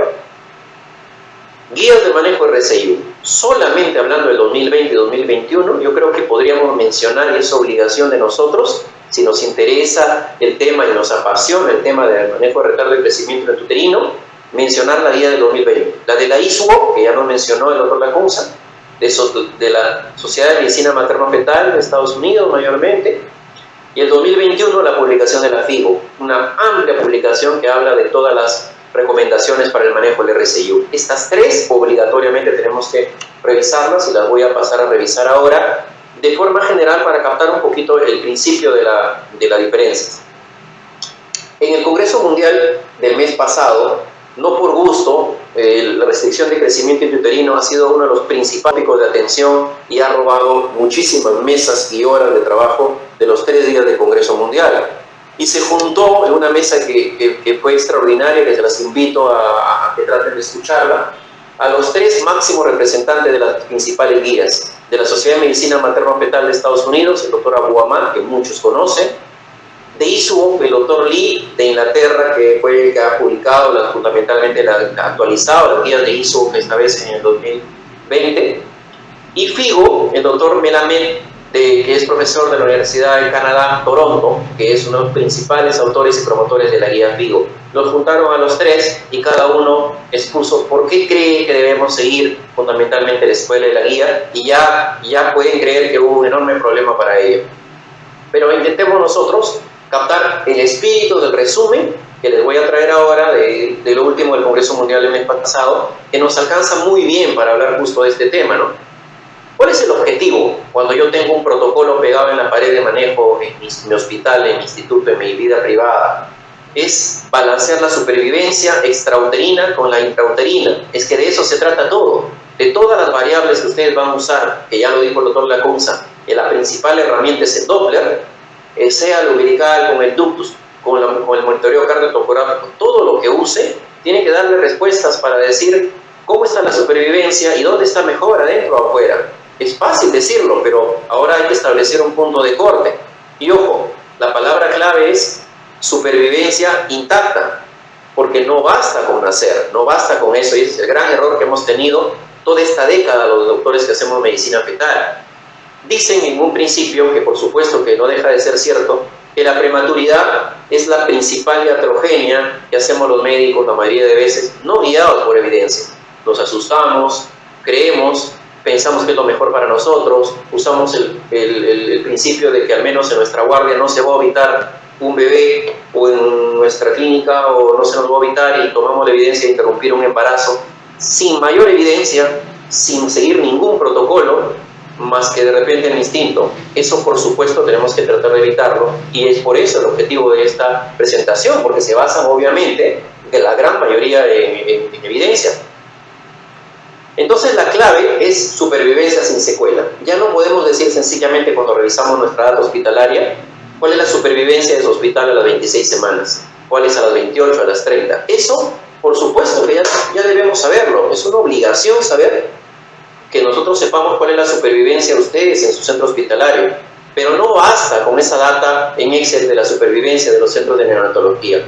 La clave es la supervivencia sin secuela. Muchos médicos solamente ven que el bebé esté rosado, ven el Apgar y dicen me fue bien, nació con 26 semanas y nació rosadito, lloró muy fuerte. Sí, pero yo les diría que no saben de los grupos que sí hacemos seguimiento de estos casos, que de repente no se enteraron que salieron luego de 6 meses y hasta ahora están en silla de ruedas, tienen parálisis cerebral y un desastre de manejo o de evolución neonatal y son totalmente dependientes por una parálisis cerebral. Y eso fue cortesía muchas veces de nosotros, cuando la pregunta debería ser si es que realmente estuvo bien interrumpir ese embarazo en la mejor evidencia posible. Y eso a veces no lo sabemos los ginecólogos porque no hacemos seguimiento en nuestros casos. Vuelvo a la famosa pregunta con la que inició esta exposición: ¿cuándo terminar el embarazo? Y para eso solamente les menciono acá 2 problemas. La guía para pequeño paraje gestacional, lo que llamamos constitucional, no RCIU, y abajo la guía, el tiempo de delivery para la restricción de crecimiento intrauterino. Solamente esos 2 grupos. Y fíjense que ahí ya tenemos problemas. En la primera, el pequeño paraje gestacional, el constitucional, algunos proponen 37, otros de 37 a 40, otro a partir de 37, otros solamente si está alterada la umbilical. ISUO, que en su última presentación propone llevar hasta las 39 semanas, FIGO también habla de 39 semanas. Ojo, para el pequeño paraje gestacional, el que llamamos constitucional o pequeño sano. Y el RCIU propiamente, el que la mayoría define como debajo del percentil 10 y algunos con Doppler alterado, fíjense cómo va cambiando el tiempo de terminar el embarazo. 34, para Canadá 34, para Irlanda 37, Estados Unidos 38, 39 semanas. Entonces fíjense que ya tenemos un gran problema acá. ¿Cuál va a seguir su hospital? ¿Va a sacar un promedio de ellas? ¿Va a cambiar la edad gestacional? Si usted pega la guía de ISO de su hospital, debe de poner hasta 38. Si pone la de Estados Unidos, debería poner hasta 39, pero si se guía por la guía inglesa, a partir de 34 ya debería terminarlo. Entonces, fíjense que ya estamos metidos en un problema de manejo. Solamente les coloco acá el protocolo de ISO publicado el año pasado para que tengan un panorama general. ¿Ok? No pretendo revisar uno por uno, les voy a dar uno más acomodado en español, que puede ser visualmente más amigable. Pero fíjense que acá considera el complemento de la cartotopografía, pero la computarizada. Esta transparencia no es la final, pero les da una pauta para que podrían ustedes tener de criterio de término en el embarazo. Algunos colocan así: 26 semanas, 30, 32, 34, 36 y más de 38 semanas como pauta para terminar el embarazo. Y entonces dicen, por ejemplo, terminaré a partir de las 26 semanas si ya encuentro un ductus reversa o ausente, dependiendo donde esté. Y fíjense que acá hay una postura de ISU y acá hay una postura de la Sociedad de Medicina Materno-Fetal. Por eso ha sido el objetivo de colocarlo acá, no con el protocolo que les estoy proponiendo finalmente, sino solamente para que vean que es un poquito diferente. Acá, otro ejemplo, más de 32 semanas, ISO considera que si ya usted tiene una diástole reversa, no tiene sentido que continúe el embarazo si ya tiene más de 32. La Sociedad de Medicina Materno-Fetal propone llevar como punto de corte hasta 34. Entonces ahí, a los responsables de aplicar el protocolo en el hospital ya les da un problema, porque tienen que sacar un promedio o ver cuál van a seguir, y esto nos lleva a que ustedes tienen que individualizar en la guía. Y probablemente ese ha sido uno de los resúmenes del consenso mundial. Tienen que nacionalizar su guía, tienen que personalizar la guía, no pueden copiarse una guía ni americana ni europea y pretender pegarla en la pared y decir que vamos a seguir a partir de ahora todo ello, porque tienen que tener evidencia de cómo está el outstanding de sus bebés en su hospital. Esta transparencia también me gusta porque habla de cómo uno va tomando las decisiones de terminar el embarazo dependiendo en qué edad gestacional está. Fíjense, ¿qué parámetros voy a considerar? Esto es muy fácil, los que todos usamos: umbilical, cerebral media, ausencia de diástole, reversa, ductus ausente o reversa. Acá todo está acá a la izquierda, esos son los parámetros de estudio. ¿Qué nos propone? Que para los bebés que están bien prematuros, entre 26 y 32 semanas, toda esta columna, debemos guiarnos por las publicaciones del TRAFL del 2015, un poco del GRID, en la que mucho se usa el ductus venoso, especialmente el TRAFL, y la cardiotocografía.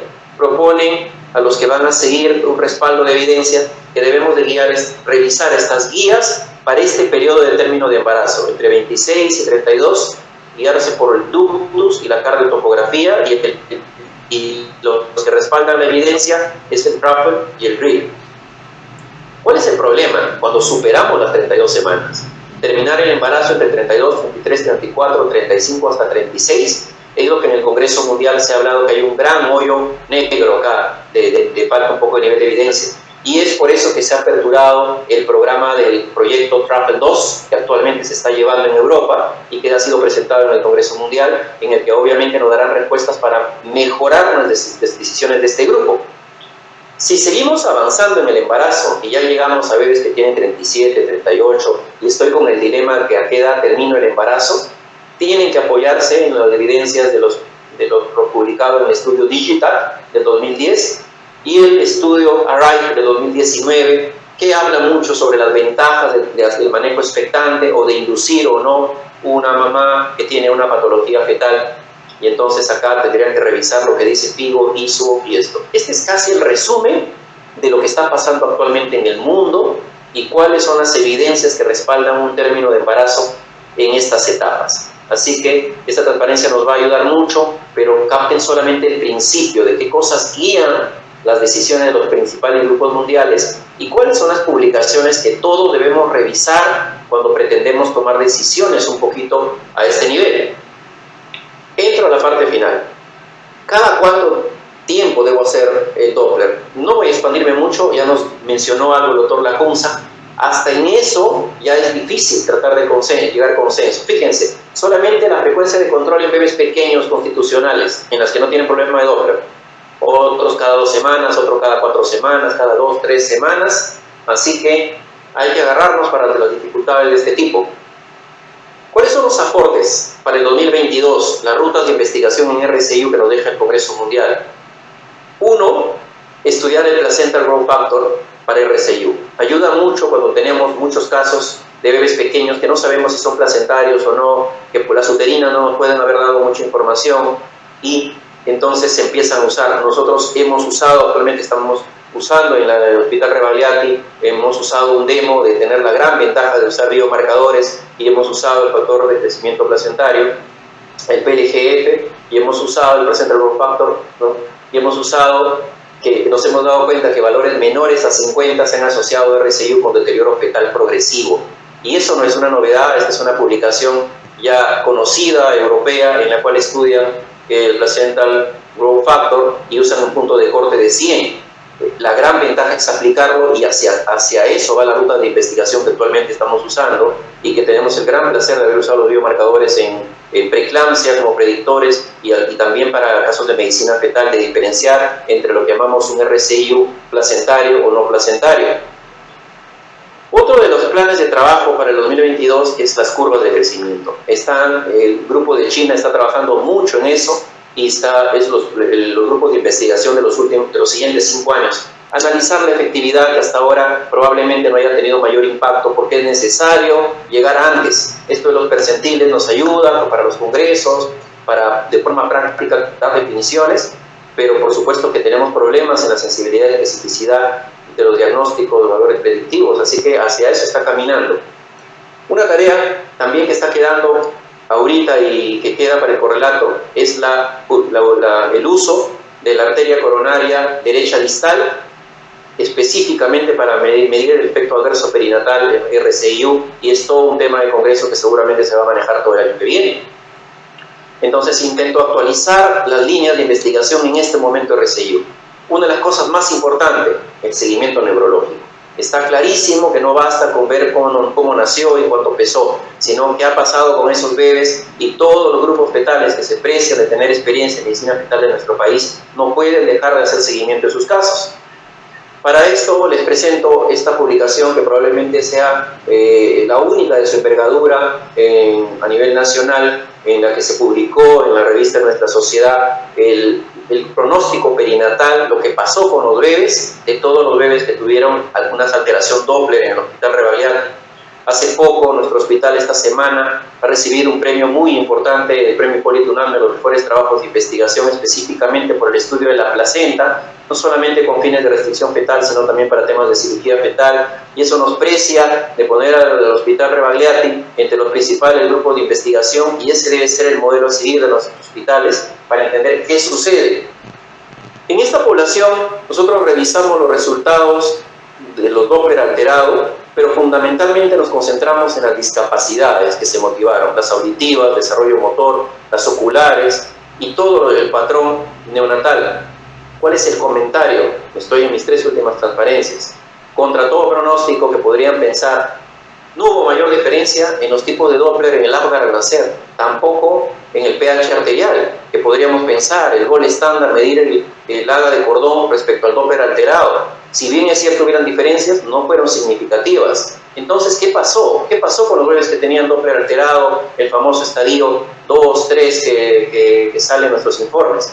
La mayoría de complicaciones perinatales observadas en nuestra serie estuvieron fundamentalmente asociadas a la prematuridad, más que al tipo de Doppler. Entonces, el problema estaba siendo la prematuridad de los bebés. Y ahí sale una segunda pregunta de investigación. ¿Podrían haberse quedado más tiempo intraútero? ¿Hubieran salido mejor? ¿Hubieran salido peor? Entonces, hay que ser perceptivos, hay que plantearse retos, y por eso los hospitales debemos conocer nuestra realidad. Nos critican, y yo creo que nos aplica bien a todos los médicos que hacemos medicina fetal, es que los médicos decidimos muchas veces por los europeos y americanos, leemos algunos artículos y ya queremos saber todo sobre eso, y nos autodenominamos a veces expertos sobre un tema, y tendríamos que haber tratado unos 100, 200 RCIU, de repente operarlo nosotros mismos, hacerle seguimiento, para emitir una opinión y decir que tengo cierta experiencia de manejo de estos casos. No hay que olvidar que estamos en Latinoamérica, hay que adecuar estas guías a su hospital, a la región, al país en el que estamos. Una crítica, por ejemplo, al famoso estudio Root, que nos plantea hacer un diagnóstico a las 34 o 37 semanas porque tuvieron mayor rendimiento, es que para nosotros es demasiado tarde. Nosotros, después de la ecografía morfológica que ya todos los médicos hacen a sus pacientes, recomendamos hacer el seguimiento a las 28 semanas, y a las 28 semanas le hacemos curva de crecimiento.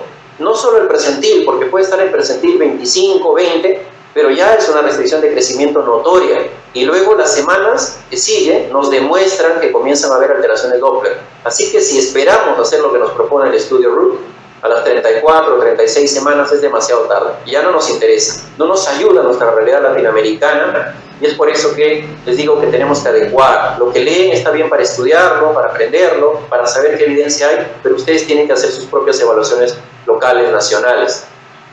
Esta transparencia es la final, la que consolida, creo, todo lo que debemos hacer, usar todos los medios integrados que tenemos, el Doppler y la cardiotopografía, para poder hacer la evaluación.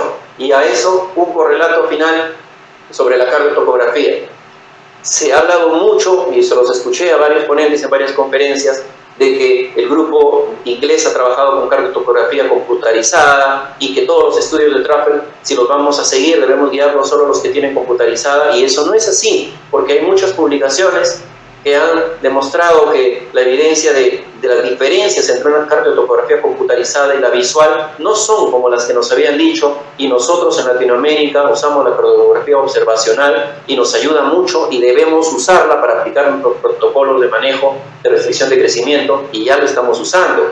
Y para los que creen que eso es una realidad latinoamericana, el doctor Abu Ahmad, un experto líder mundial, publicó esta transparencia que también me le ha agarrado del Congreso Mundial, y dice que en Estados Unidos más del 95% de los hospitales de Estados Unidos no tienen cardiotopografía computarizada. Entonces, ¿de qué estamos hablando cuando nos critican evaluar o usar los resultados de Truffle en nuestra realidad nacional cuando usamos la cardiotopografía como un recurso de complemento? Acá les presento un caso que sucede todos los días, probablemente en las realidades de muchos hospitales. RCIU severo, tiene un tipo 4, un ductus reversa, y tiene 27 semanas. Por supuesto que el protocolo dice que ya más de 26 deberíamos terminarlo, sí, pero no tiene que ser en este momento.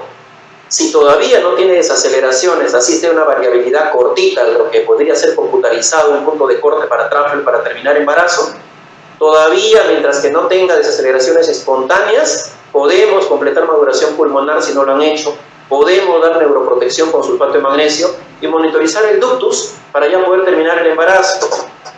Entonces, debemos no terminar un embarazo inmediatamente solamente porque se nos antoja, y debería ser comités dentro de cada hospital, dentro de cada clínica, un comité que apruebe de interrumpir un embarazo y si eso está basado o no en evidencia. Me refiero a un embarazo muy prematuro, ¿no? Este es el protocolo que mi hospital tiene en este momento. La coordinación convocó a médicos de la unidad fetal para poder evaluar todas las evidencias y un poquito que nacionalizamos, adecuamos y hicimos una guía revaliatina que no es inventada, cogemos lo mejor de cada guía y se propone una guía que tenemos pegada en la unidad fetal y en los hospitales, en los pisos, que nos guía, y ahí está cada una de las referencias que solamente voy a revisar en esta última transparencia. Perdón, penúltima. Necesitan ustedes saber cuál es la sobrevida y la sobrevida de los bebés pequeños. Fíjense, acá en el Rebagliati, una cortesía de la doctora Pachas de la neonatología, del total de prematuros, menos de 1.500 gramos, que acá se considera 100, la sobrevida fue 75% en el Rebagliati. Y andamos por el estándar. Miren, Almenara 65%, maternidad 60%, en el Neocosur 74%, Rebagliati es parte de toda la red latinoamericana, Cuba, Chile 84%, ojo, es una referencia solo de 2017. Necesitan saber cómo anda de sobrevida. ¿Por qué? Por ejemplo, si operan un bebé de 28 semanas, para nosotros la mortalidad es de 15%. La pregunta es, ¿cuánto es en la clínica en la que ustedes están? ¿Cuánto es en el hospital que ustedes están? Si es 80%, es 70%, entonces vamos a terminar un embarazo de 28 semanas.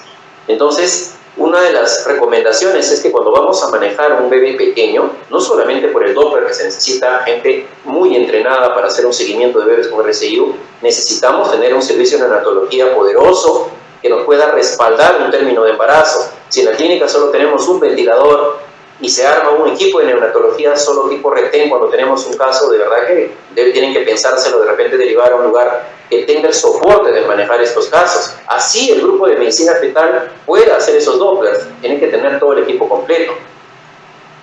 Otra referencia, ¿cuál es la mortalidad de los bebés menos de 700 gramos? En esta serie, 58% de Rebagliati.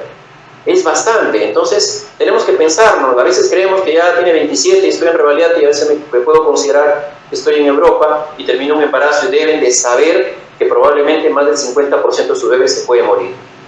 Y así como presento la data de Rebagliati, ustedes tendrían que revisar la data suya y decir cuál es la realidad de su hospital, cuál es la realidad de su provincia, de su departamento, de su región. Y así deben de hacer una guía, no seguida por el Clinic, no seguida por ISO, sino una guía que ustedes respalden analizando su outstanding. Guía final, y casi prácticamente esta es la última transparencia de mi exposición, y es un poquito la suma de las principales guías del FIGO, de ISO, y un resumen de todo, y que nosotros usamos en el Instituto de Diagnóstico que coordino. Si tienen un feto pequeño, el manejo por la revisión del Congreso Mundial, que se guía para todo el 2022, porque no debe haber cambios hasta abril del próximo año, es que un feto pequeño, constitucional, aparentemente sano, se podría terminar a partir de las 38 semanas.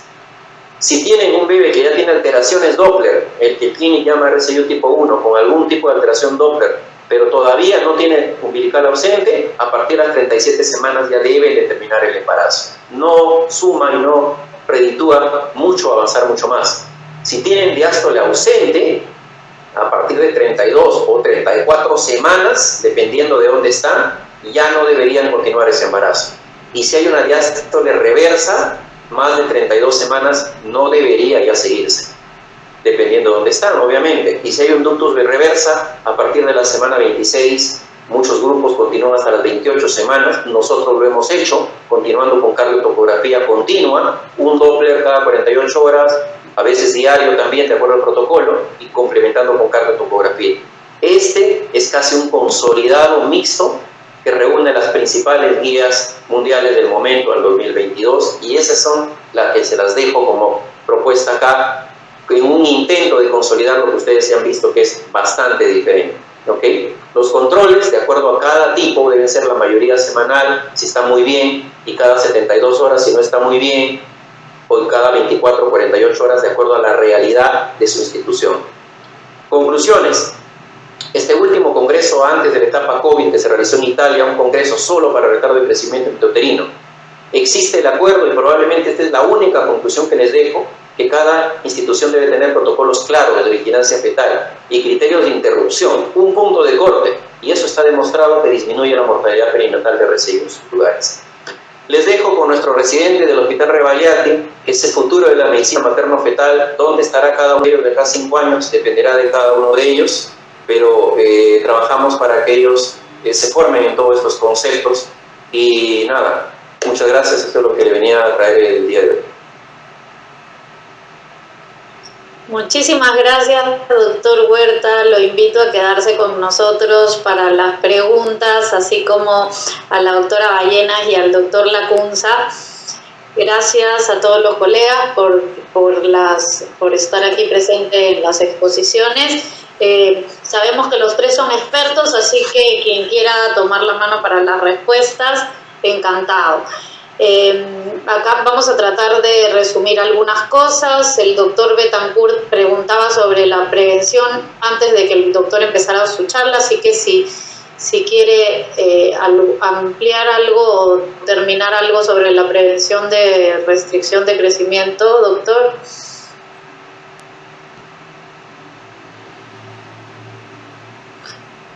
Había una pregunta sobre prevención.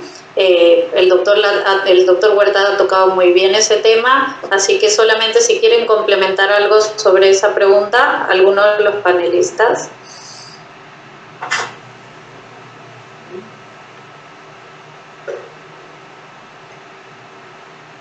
Lorena, perdóname, ¿es complementar? ¿Hay preguntar algo específico sobre ello o sobre prevención? No, solamente sobre prevención, o sea que si hay algo más que quisieras decir aparte de lo que ya mencionaste en tu charla. No, me he centrado solamente en la aspirina y en eso he querido redundar, no deseo añadir algo más al momento. ¿Alguna opinión en cuanto al uso de enoxaparina como prevención de restricción de crecimiento? Sí, bueno, solamente 2 palabras. No he hablado sobre la heparina y también las estatinas, porque lo han estudiado mucho y el consenso del Congreso Mundial es ampliamente ratificado lo que ha pasado los 3 últimos años, en que han demostrado no tener mayor impacto y más riesgoso aún las estatinas se han asociado a algunos efectos adversos, por lo cual no se debe recomendar su uso según las evidencias del Congreso Mundial del mes pasado.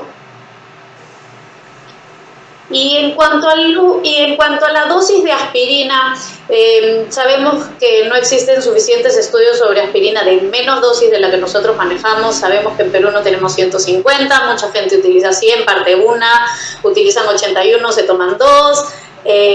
¿Alguna recomendación final sobre la dosis? Sí, bueno, lo trabajaron muy bien hace 2 o 3 sesiones en el Congreso de la Sociedad de Gineco. Ahora nos hablaron de preeclampsia. La dosis es la misma que se usa para preeclampsia, porque si el riesgo sale para preeclampsia y RCIU, y ustedes lo van a usar sea por preeclampsia o en RCIU, recuerden que ya al prevenir preeclampsia están previniendo la mitad de los RCIU. Así que la dosis es la misma, se recomienda 150 miligramos.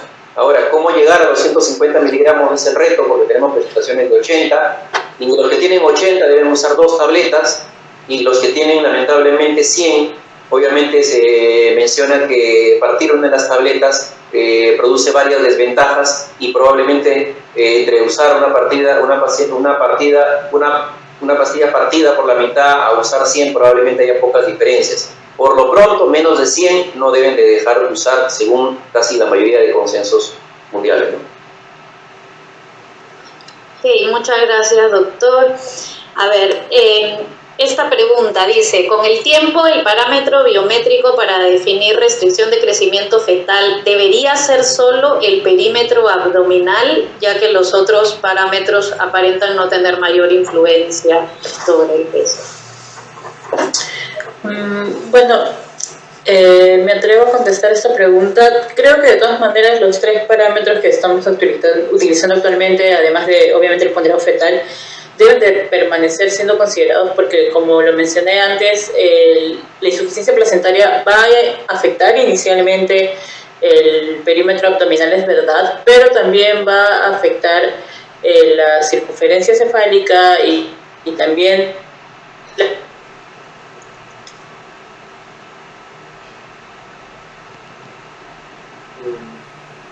Creo que perdimos. Que se vea, en el que nosotros notemos una disminución de los percentiles de crecimientos, sino en general en un feto en su totalidad. Esto especialmente cuando la insuficiencia placentaria se desarrolla de forma temprana, en una gestación desde el segundo trimestre. Entonces no solamente va a ser un efecto concentrado en la circunferencia abdominal, el resto también es importante. Sí. ¿Algo que agregar, doctor Lacunza? La idea de adicionar o de que en los últimos años la circunferencia abdominal haya cogido mucho más protagonismo es el hecho de mejorar la sensibilidad.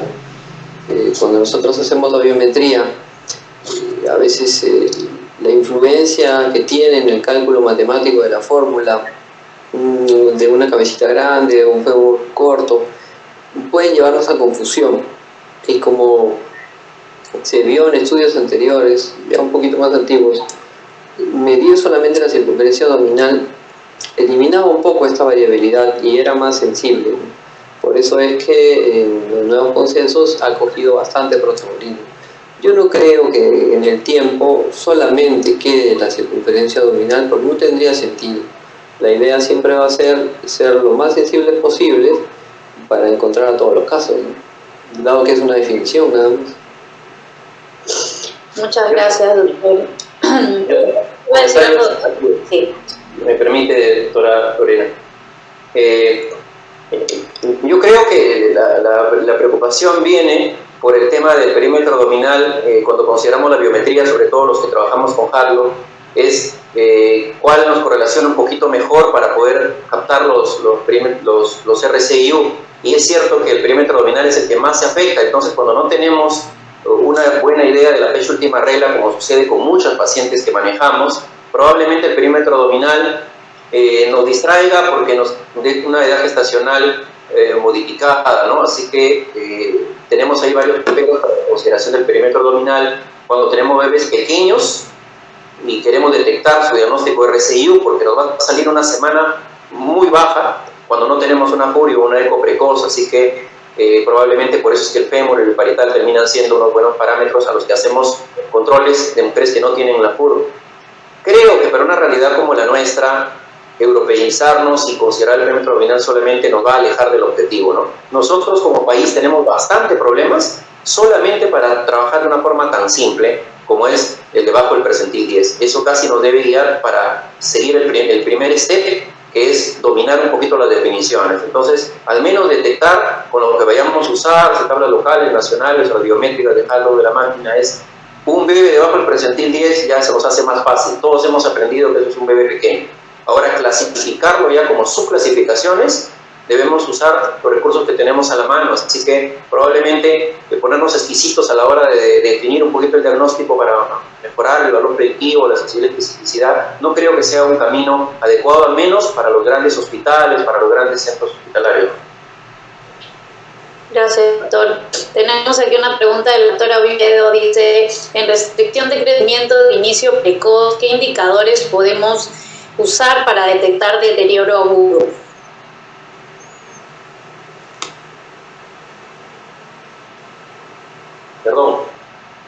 Perdón, me perdí. Repito, en restricción de crecimiento de inicio precoz, ¿qué indicadores podemos usar para detectar deterioro agudo? Lo que pasa es que los bebés pequeños no tienen un deterioro agudo. Literalmente se toman su tiempo y van tomando y tienen un periodo largo de los cambios. Por eso es que necesitamos toda persona que está manejando un bebé pequeño tiene que hacer evaluación multiparámetro. Y el principal recurso, lo dijo el doctor Lacunza, es el Doppler. Si uno cuenta con personas que nos puedan ayudar con el manejo del Doppler mide la detección de los cambios. Entonces eso puede tomar una semana, puede tomar unos días, y hay que hacer la evaluación multiparámetro, pero no va a haber un deterioro agudo si es solamente por restricción de intrauterina, ¿no? Diferente es cuando viene sobreañadido una causa materna, ¿no? La preeclampsia cambia todos los protocolos. Yo me he presentado acá las guías de RCIO más preeclampsia, que podría haberlas presentado, pero tener el concepto de que los bebés que empiezan a ser chiquitos muy precozmente tienen un perfil de tolerancia, una mejor perfil de tolerancia a diferencia de los RCIO tardíos, y se van tomando su tiempo para hacer los cambios. Así que si ustedes evalúan umbilical, van a ser probablemente los primeros parámetros que se van a ir detectando en los RCIO precoces. Y si van a usar algún vaso, ya lo han dicho en muchos lugares, si no hay ductus venoso, no hay alguien que haga los controles más finos, con la umbilical les basta para al menos empezar a hacer un seguimiento de esos bebés y detectar cuáles empiezan a tener sus primeros cambios. Y esa podría ser una respuesta a la pregunta de la doctora. Tenemos aquí una pregunta de conceptos. Voy a unificar un par de preguntas. Una, ¿qué opinan del concepto slow growth? Y la otra, ¿cuál es el término actual? ¿Restricción de crecimiento fetal o intrauterino? Es una cuestión de terminología nada más, ¿no? Pero fetal growth restriction es el nombre, ¿no? Nosotros lo traducimos como crecimiento intrauterino, pero es una cuestión de traducción al español nada más, ¿no? Creo que es semántica y no afecta el concepto verdadero. Ahora, slow growth, ¿qué es lo que sucede? La idea sería que si nosotros pudiéramos tener una manera estandarizada de saber cómo debería crecer un feto, podríamos saber en qué momento comienza a salirse de su curva normal. Sin embargo, eso es muy complejo y está en desarrollo y probablemente nunca se desarrolle con sinceridad, porque hay demasiada variabilidad poblacional en ese aspecto.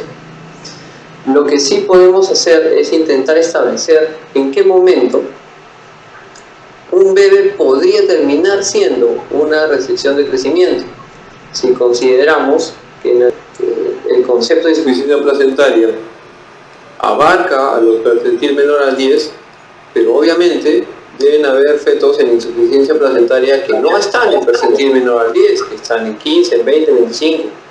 Entonces, ¿cuál es su probabilidad? Muy probablemente los que están por encima del 70, 80 no lo van a hacer, pero probablemente los que están por debajo del 25 sí lo sean. Entonces, una fuerte tendencia es empezar a estudiar a estos fetitos que están en 25, en 20, ¿qué cosa les pasa? ¿Qué hay ahí?